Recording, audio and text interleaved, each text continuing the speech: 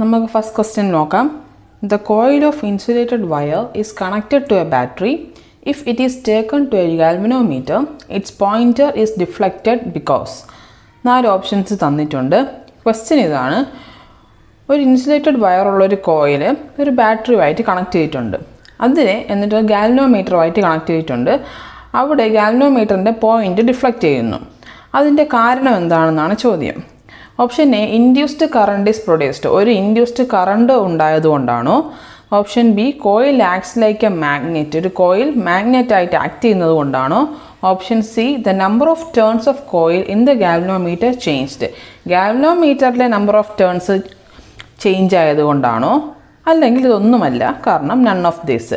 അപ്പോൾ ആൻസർ എന്താണ്? നമുക്കറിയാം, induced current is produced. Option A ആണ് അതിൻ്റെ ആൻസർ.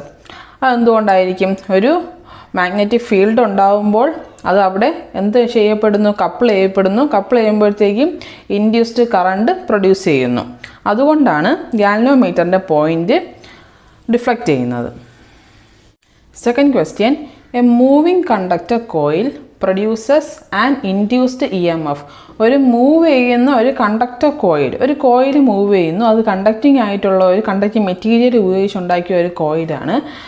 അത് ഒരു EMF പ്രൊഡ്യൂസ് ചെയ്യുന്നു. അത് ഈ താഴെ കൊടുത്തിരിക്കുന്ന ഏത് ലോ അനുസരിച്ചാണ് എന്നുള്ളതാണ്. അപ്പോൾ ഏതായിരിക്കും കണ്ടക്ടർ കോയിൽ മൂവ് ചെയ്യുമ്പോൾ EMF പ്രൊഡ്യൂസ് ചെയ്യുക എന്നുള്ളത്? അപ്പോൾ കണ്ടക്ടർ കോയിൽ മൂവ് ചെയ്യുമ്പോൾ എന്താ അവിടെ സംഭവിക്കുന്നത്? അതുമായിട്ട് ലിങ്ക് ചെയ്യുന്ന ഫ്ലക്സ് ചേഞ്ച് ചെയ്യുന്നു അല്ലേ? അപ്പോൾ ആ ഫ്ലക്സ് ചേഞ്ചിനനുസരിച്ച് ഒരു EMF ഇൻഡ്യൂസ് ആവുന്നു. ഇത് ഏത് ലോ അനുസരിച്ചാണ് നമ്മൾ പഠിച്ചിട്ടുള്ളത്? ഫാരഡേസ് ലോ അനുസരിച്ചാണ് പഠിച്ചിട്ടുള്ളത്. അപ്പം a moving conductor coil produces an EMF. This is Faraday's law. Faraday's law ആണ് അതിൻ്റെ answer. Next question: the polarity of induced EMF is given by. Induced EMFൻ്റെ പൊളാരിറ്റി, അതായത് സൈൻ കൺവെൻഷൻ കൊടുത്തിരിക്കുന്നത് താഴെ കൊടുത്തിരിക്കുന്ന ഏത് ലോ അനുസരിച്ചാണെന്നാണ് ചോദ്യം. First option ampere circuital law, second Biot Savart's law, Lenz's law, Fleming's right hand rule. RH എന്ന് കൊടുത്തിരിക്കുന്നത് റൈറ്റ് ഹാൻഡ് ആണ് കേട്ടോ. ഓക്കെ, അപ്പോൾ ഏതായിരിക്കും? നമുക്കറിയാം, ഇൻഡ്യൂസ് ചെയ്ത EMFൻ്റെ equation E is equal to d∅dt. അതായത് ചേഞ്ച് ഇൻ മാഗ്നറ്റിക് ഫ്ലക്സ് പോലെ n × d∅dt എന്ന് ടു ബി പർട്ടിക്കുലർ. അപ്പോൾ ഇവിടെ നമുക്ക് ഇത് ഫാരഡേസ് ലോ അനുസരിച്ചിട്ടാണ് ഈ ഇക്വേഷൻ വരുന്നത്. ഇവിടെ സൈൻ കൺവെൻഷൻ ഇല്ല, അതായത് പൊളാരിറ്റി എങ്ങോട്ടാണെന്ന് പറഞ്ഞിട്ടില്ല. അപ്പോൾ E is equal to -n × d∅dt or d∅dt in case n is equal to 1 ആണെന്നുള്ളത് ഏത് ഇക്വേഷൻ ഏത് ലോ അനുസരിച്ചാണെന്നുള്ളതാണ് ചോദ്യം. ആൻസർ ലെൻസസ് ലോ ആണ്. ലെൻസസ് ലോ എന്ന് ഓർത്ത് നോക്കുക. ലെൻസസ് ലോ എന്താണ്? എന്ത് കാരണത്താലാണോ ഒരു EMF പ്രൊഡ്യൂസ് ചെയ്തത്, അതേ കാരണം ആ EMF ഉണ്ടാകുന്നതിനെ ഒപ്പോസ് ചെയ്യുന്നു എന്നുള്ളതാണ് ലെൻസസ് ലോ. അപ്പോൾ ആ ഒപ്പോസിഷൻ ഫാക്ടറാണ് നമ്മളിവിടെ നെഗറ്റീവ് സൈനായിട്ട് കൊടുക്കുന്നത്. E is equal to -d∅dt ആണ് ലെൻസസ് ലോ അനുസരിച്ച് ഫാരഡേസ് ലോയിൽ വരുന്ന മാറ്റം. അടുത്ത question: two pure inductors each of self inductance L are connected in series. 2 inductors series ആയിട്ട് കണക്ട് ചെയ്തിട്ടുണ്ട്. അതിൻ്റെ സെൽഫ് ഇൻഡക്റ്റൻസ് L എന്ന് ഡിനോട്ട് ചെയ്യാം. The net inductance is. അങ്ങനെയാണെങ്കിൽ ടോട്ടൽ ഇൻഡക്റ്റൻസ് എത്രയാണ് എന്നാണ് ചോദ്യം. ടോട്ടൽ ഇൻഡക്റ്റൻസ് സീരീസ് ആയിട്ട് കണക്ട് ചെയ്തിരിക്കുന്ന ഇൻഡക്ടേഴ്സ് ആഡ് ചെയ്യുന്നത് എങ്ങനെയാണ്? ഡയറക്റ്റ് അഡീഷൻ ആണ്. L + L ആണ് ടോട്ടൽ ഇൻഡക്റ്റൻസ് എന്ന് പറയുന്നത്. That is equal to L + L എന്താണ്? 2L. അപ്പോൾ ഓപ്ഷൻ ബി ആണ് അതിൻ്റെ answer. Next question: what is the consequence of motor effect? Motor എഫക്റ്റിൻ്റെ കോൺസിക്വൻസ് എന്തെന്നാണ് ചോദ്യം. Option A current, option B voltage, option C electromagnetic induction, option D EMF. അപ്പോൾ എന്താണ് motor effect എന്ന് നമ്മൾ അറിയണം അല്ലേ? ഒരു മോട്ടോർ എഫക്റ്റ് എന്ന് പറയുന്നത് ഒരു കറണ്ട് ക്യാരിയിങ് കണ്ടക്ടർ അതൊരു മാഗ്നറ്റിക് ഫീൽഡിൽ വെക്കുകയാണെങ്കിൽ അതിനൊരു ഫോഴ്സ് ഫീൽ ചെയ്യും. എന്താണ്? ഒരു കറണ്ട് ക്യാരിയിങ് കണ്ടക്ടർ മാഗ്നറ്റിക് ഫീൽഡിൽ വെക്കുകയാണെങ്കിൽ അവിടെ ഒരു ഫോഴ്സ് ഫീൽ ചെയ്യും. ആ ഫോഴ്സിൻ്റെ പരിണാമമായിട്ടാണ് നമുക്ക് എന്തുണ്ടാകുന്നത്? അവിടെ ഇലക്ട്രോ മാഗ്നറ്റിക് ഇൻഡക്ഷൻ ഉണ്ടാകുന്നത്. നമുക്കറിയാമല്ലോ, ഒരു ഇലക്ട്രോമാഗ്നറ്റിക് ഇൻഡക്ഷൻ ഉണ്ടാവുകയാണെങ്കിൽ ഒരു കറണ്ട് ക്യാരിയിങ് കണ്ടക്ടറിനെ ഒരു മാഗ്നറ്റിക് ഫീൽഡിൽ വെക്കണം. ആ മാഗ്നറ്റിക് ഫീൽഡിൽ ഫ്ലക്സ് ചേഞ്ച് വരുമ്പോഴാണ് ഇലക്ട്രോമാഗ്നറ്റിക് ഇൻഡക്ഷൻ എന്ന് പറയുന്ന ഫോഴ്സ് ഉണ്ടാകുന്നത്. അവിടെ ഒരു ഫോഴ്സ് ഉണ്ടാകുന്നത് കൊണ്ടാണല്ലോ അവിടെ ഇലക്ട്രോമാഗ്നറ്റിക് ഇൻഡക്ഷൻ ഉണ്ടാകുന്നത്. അതിനെയാണ് നമ്മൾ മോട്ടോർ എഫക്റ്റ് എന്ന് പറയുന്നത്. മോട്ടോർ എഫക്റ്റിൻ്റെ കോൺസിക്വൻസ് എന്താണെന്ന് ചോദിച്ചാൽ അതിൻ്റെ ആൻസർ ഇലക്ട്രോമാഗ്നറ്റിക് ഇൻഡക്ഷൻ ആണ്. Next question, the formula for induced EMF if magnetic field length and velocity of conductor all are mutually perpendicular.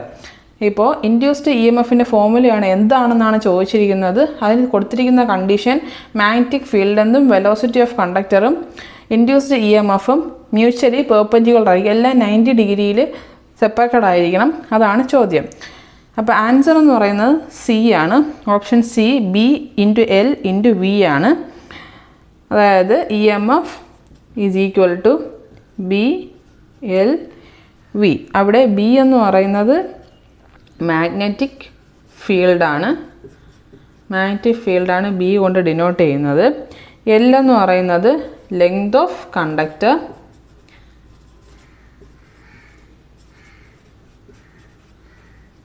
ഇനി അടുത്ത ഏതാ ഉള്ള വി അല്ലേ. വി എന്ന് പറയുന്നത് വെലോസിറ്റി. ഈ കൊടുത്തിരിക്കുന്ന കണ്ടക്ടർ എന്ത് വെലോസിറ്റിയിൽ കൂടെയാണോ മാഗ്നറ്റിക് ഫീൽഡിൻ്റെ അകത്ത് മൂവ്മെൻറ്റ് ചെയ്യുന്നത് ആ വെലോസിറ്റിയാണ് വി കൊണ്ട് ഡിനോട്ട് ചെയ്യുന്നത്.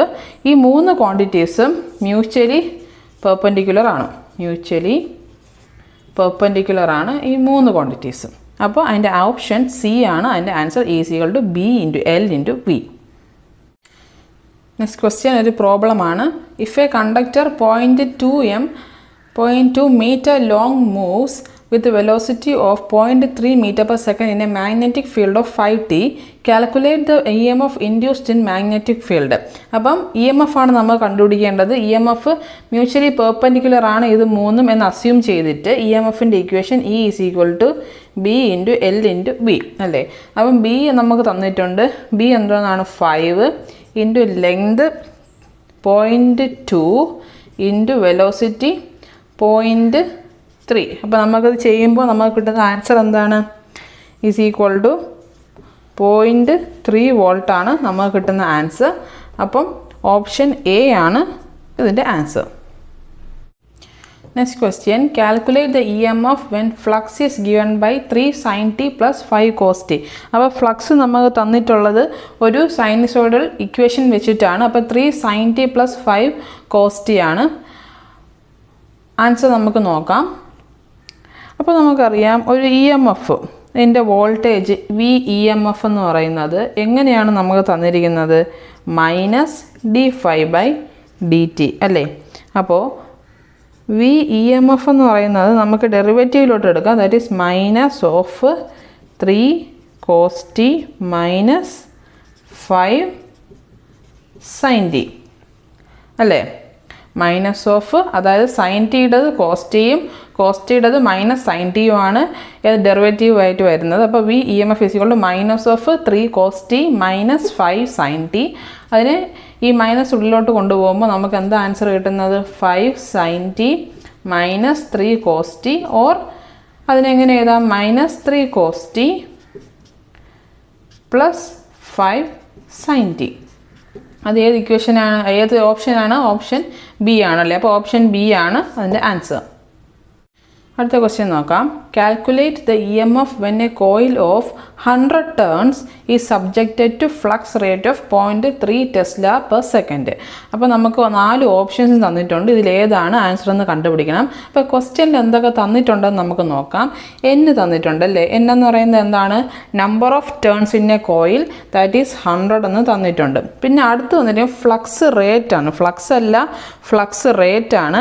അപ്പോൾ അതെങ്ങനെയാണ് ഫ്ലക്സ് റേറ്റ്? d∅/dt അല്ലേ. d∅/dt ആണ് നമുക്ക് തന്നിട്ടുള്ളത്. That is 0.3 tesla per second. ഇപ്പോൾ ഇക്വേഷൻ എന്തായിരിക്കും?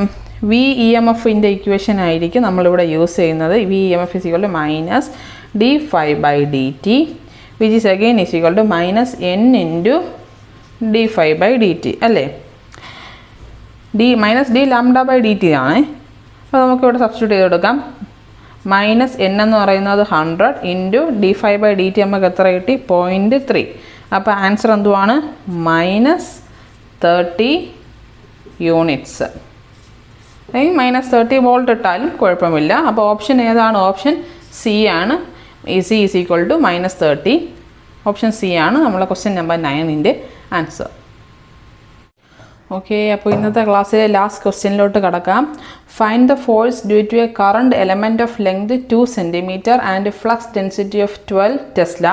The current through the element will be 5 ampere.